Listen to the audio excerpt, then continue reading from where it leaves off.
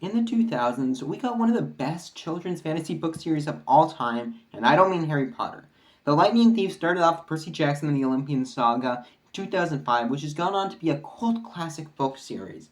The books were destined for glory, with interesting characters, witty writing, and ties to mythology, but in the end, the book's big break with the movies just was an utter failure. I hate it, I hate it, I hate it, being both poorly received and a financial failure. But Disney has recently tried to revive the project, made a TV show based on the books with the author Riordan there to see every step of the project and give us a great adaptation. For that same reason, now is the perfect time to join the Percy Jackson fandom with all the hype and discussion. This video is going to have as little spoilers as possible to make my points, and will apply to both the books and the TV show as a recommendation on why you should check it out. Without further ado, let's begin. Now, the gimmick with Percy Jackson, Greek mythology is real and still going strong. The Greek gods exist as the beacon of Western society, so now all locations, monsters, and gods are in the United States. Many mythical things have changed to fit with Western society, but the biggest thing is the idea of half-bloods or demigods who are our protagonists. They need to fight for their survival while the mortals are none the wiser and the gods hardly ever interfere. As a big fan of mythology, I love this concept, and I think it's executed just about perfectly.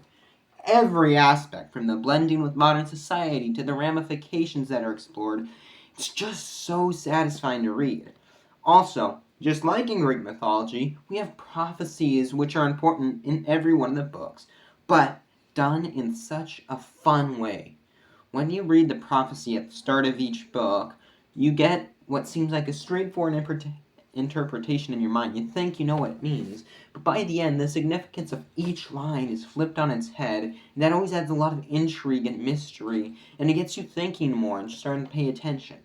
Another really good aspect of the books, and what really gives it its personality, is Camp Half-Blood. Like Hogwarts and Harry Potter, this is where the special children go to train and commune and just do their cool stuff.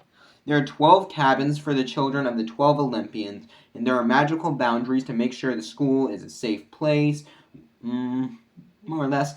It has some cool vibes just being a summer camp, but then mixed with the violence and magic of all the mythology, it creates an amazing location which is so fun to read about. We also have some amazing protagonists.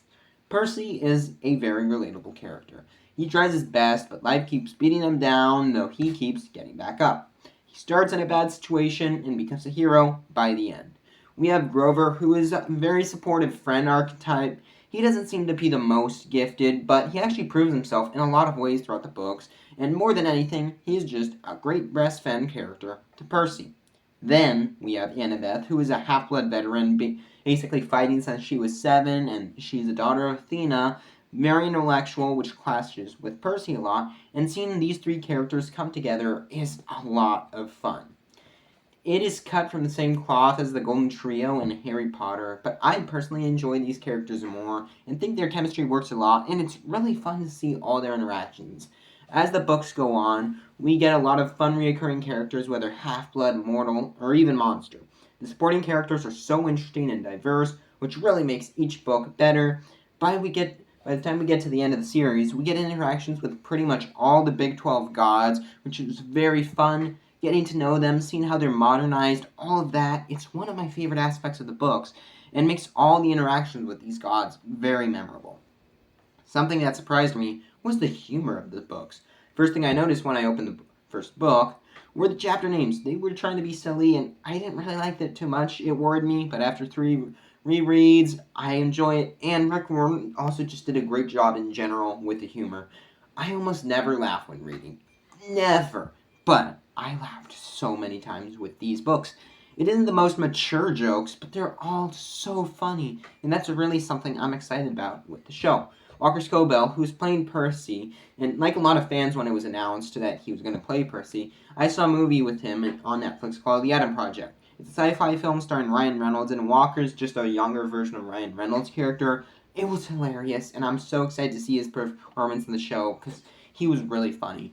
And more than anything, I'm just excited to see a new adaptation of these books. The original 2 films were disappointing in almost every way. They were, of course, butchered beyond belief, but everything else, it just felt bland. In the books, half-bloods are diagnosed with ADHD due to their battle instincts, making them jumpy. Life as half-blood, while it's scary, it's supposed to be bright and colorful and exciting. And now, with what we've seen in the trailers for the show, I think that's what we're going to be getting with this new series, and that makes me really happy. I feel if this show's good, we'll really be at an all-time high for the Percy Jackson books. Also, once you finish these or the show, there is a spin-off which picks up right after the setup in the last books. It's called Heroes of Olympus. I haven't got a chance to read them yet, but I can only assume they're great, and I'm looking forward to read them. Hopefully, I have convinced you. Percy Jackson is one of my favorite book series of all time. I recently completed my third reread of the books in preparation for the show, and I had such a good time. So please reread the books or at least watch the show. Actually, no, watch the show. The season is just going to be the first book. So if you want to see the next 4 books, we need to support season 1, and there even talks about adapting Heroes of Olympus afterwards. That would be great. Also, the books, it just gets better and better each time. It builds on each other, and by the end, last one, a final battle. Whole book, not like the 7th Harry Potter book. It's full on from start to finish, action-packed. It's so enjoyable. Please let me see that on TV. It's going to be so fun if we get that. So yeah, check out Percy Jackson and the Olympians on Disney+. There's a 2-episode premiere out on the 20th of December. Make sure to watch it and talk about it on social media. I'm planning on doing a season review once it's all done, so make sure to come back when the show's done.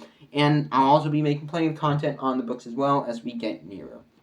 And there are a few months, these next few months, they're going to be so good for book adaptations because in a few weeks, we're going to have the film of the Hunger Games prequel, Ballad of Songbirds and Snakes. This book, it's personally one of my favorite, it's my favorite of the Hunger Games books, and if you want to see why, make sure to check out this video.